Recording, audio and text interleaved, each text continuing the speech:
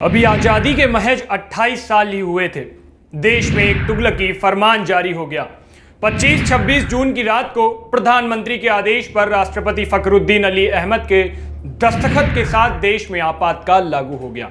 अगली सुबह देश ने रेडियो पर एक आवाज सुनी। भाइयों और बहनों, राष्ट्रपति जी ने आपातकाल की घोषणा की है। यह आवाज थी तत्कालीन प्रधानमंत्री इंदिरा गांधी की।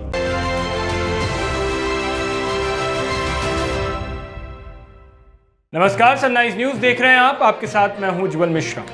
देश के उस काल को उस दौर के पत्रकार अंधा काल कहते हैं। जानकार बताते हैं कि आपातकाल की घोषणा की 20 सूत्री कार्यक्रम की आड़ में की गई थी, लेकिन उस दौरान देश में कई राजनेताओं से लेकर आम जनता के साथ, महिलाओं के साथ और मीडिया के साथ जो व्यवहार किया गया था वह न केवल निंदनीय है बल्कि किसी सूरत में उसकी कोई माफी नहीं है।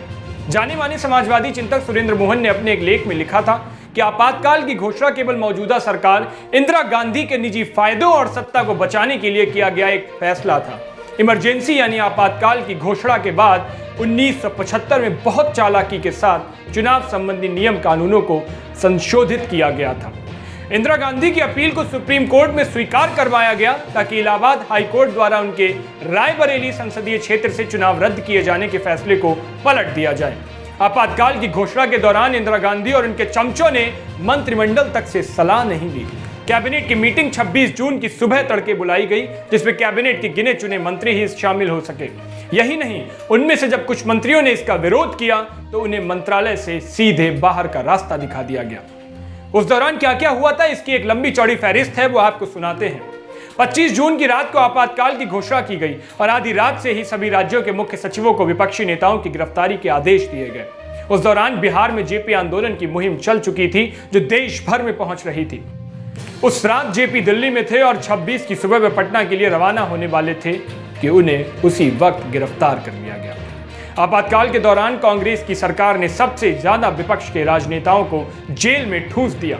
यही नहीं, कांग्रेस कार्यकारिणी के सदस्य चंद्रशेखर और संसदीय दल के सचिव रामधन को भी गिरफ्तार कर लिया गया, क्योंकि इन नेताओं ने इमरजेंसी का खोलकर विरोध किया था। उस काल के पत्रकारों का कहना है कि आपातकाल के एक हफ्ते के भीतर देश भर से करीब 15,000 लोगों को जेल पहुंचा दिया गया था। लोग इतने थे कि जेलें कम पड़ गईं। परिवार वालों को अपने नेता रिश्तेदार की भनक तक नहीं लग रही थी कि आखिर वे अचानक से गायब कहां हो गए। क्या अफसर और क्या अफसरशाही, मीडिया, कानून तक इमरजेंसी के दायरे में आ गए थे। जेपी आंदोलन में आंदोलन की पत्रिका चला रहे वरिष्ठ पत्रकार अशोक कुमार कहते हैं कि बहुत मुश्किल दौर था वो। महीने हम एक जगह से दूसरी जगह छुपते फिरते रहते थे। हर दिन पत्रिका की सामग्री के साथ हम छुपते रहते थे। सारा काम अंडरग्राउंड होता था। सामग्री एकत्रित करने से लेकर पत्रिका को छापने और आमजन तक पहुंचाने की चोरी छुपे ये सारा काम किया जा रहा था। राजनेता जिन्हें जेल में रखा गया था, उनके साथ बदसलूकी के तो कई किस्से छपे हैं जो आप हर जगह पढ़ सकते हैं। किसी को इतना मारा गया कि हड्डियां तोड़ दी गई। बेंगलुरु में जॉर्ज फर्नांडीज के भाई लॉरेंस को तो इतना पीटा गया कि वे सालों तक सीधे खड़े नहीं हो पाए। उस दौरान 2 क्रांतिकारियों किश्तैया गौड़ और भूमैया को फांसी तक दे दी गई थी। आपातकाल के दौरान मीडिया को पंगु बनाने की पूरी कोशिश की गई।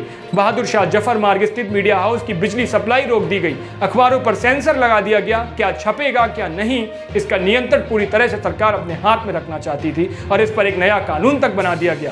समाचार एजेंसियों पर पूरी तरह से लगाम लगा दिया गया। देश भर में पत्रकारों, मीडिया संस्थानों के मालिकों और संपादकों पर अत्याचार किया गया और यही नहीं, कई संपादकों को जेल तक की हवा खिला दी गई। इस दौरान पूरी कोशिश रही कि आम जनता तक नेताओं की गिरफ्तारी की खबरें ना पहुंचे, लेकिन सारी कोशिशें असफल रहीं। तत्कालीन सूचना प्रसारण मंत्री आई.के. गुजराल के विरोध के बाद उन्हें पद से हाथ धोना पड़ गया और विद्याचरण शुक्ल को मंत्री पद की शपथ दिलवाई गई। सिनेमा भी उस दौरान अछूता नहीं रहा। आपातकाल के दौरान अमृता नाहटा की फिल्म किस्सा कुर्सी का को जबरदस्ती बर्बाद करने की पूरी कोशिश की गई। किशोर कुमार को काली सूची में डाल दिया गया। ऑल इंडिया रेडियो पर उनके गाए गीतों को बजाने की साफ मनाही हो गई थी। फिल्म आंधी पर पाबंदी लगा दी गई। इस फिल्म को इंदिरा गांधी के जीवन की कहानी से प्रभावित फिल्म बताया जाता है। आपातकाल के दौरान मजदूरों और गरीबों का भी शोषण किया गया। सिर्फ पश्चिम बंगाल के करीब 16,000 मजदूरों को जेल में बंद कर दिया गया। देश में आर्थिक आपातकाल का भ्रम फैलाकर आम जनता से लेकर सरकारी महकमों में काम कर रहे लोगों के अधिकारों का पूरी तरह दमन कर दिया गया। इस दौरान चुन चुन कर लोगों की नसबंदी कराई गई। दिल्ली साफ सुथरी बनाने के लिए गरीब झुग्गी में रह रहे लोगों के घरों पर बुलडोजर चला दिया गया और लोगों को रातों रात शहर से दूर भेज दिया गया। इन सब के बीच इंदिरा ने जहां 20 सूत्री कार्यक्रम की घोषणा की, वहीं आम जनता ने उनके आतंक को इंदिरा के जीवन का आतंक बनाया और 1977 में हुए चुनाव में कांग्रेस बुरी तरह धराशायी हो गई, हार गई। 21 महीने तक देश को झकझोर देने वाली इस घटना ने नए आयाम तय कर दिए। 47 साल बाद भी आज उस दिन को एक काले पन्ने के रूप में ही देखा जाता है। इतिहास के उस दिन को जब जब पलट के देखेंगे, एक काली रात, काली सुबह, स्याह पन्नों में दर्ज वो रात हमेशा हमारी आंखों के सामने दिखेगी। आपातकाल पर आपकी क्या राय है, हमें कमेंट बॉक्स में जरूर बताइएगा। बाकी की ऐसे स्टोरीज के लिए सनराइज न्यूज़ को देखते रहिए। शुक्रिया।